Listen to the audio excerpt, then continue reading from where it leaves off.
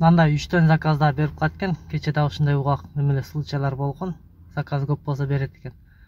Мына азыр 3-өн алдым. Мына бир заказ поликте жатат 2 килограмм. Бирөөсү 1 килограмм, мына 1 пакет. Мына экөө 1 заказ. Мына 4 килограмм. Азыр забрал заказды басып көрөбүз. Забрал заказ канча убакыт берет? Биринчи заказга 24, кийинки 44, үчүнчүгө 1 саат убакыт берет.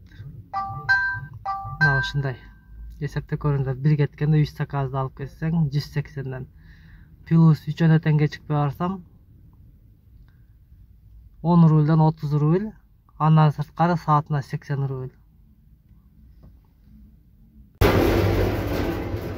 Мына достор, баягы 3-чү заказды таштап кеттим.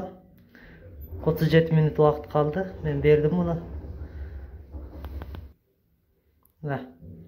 Ар бир заказды эсептеп көрүңүздөр, 140 төлөгөндө 3 заказдын 420, 3 заказга кечикпей келгениң үчүн 10 рубльден 3 бонус берсе,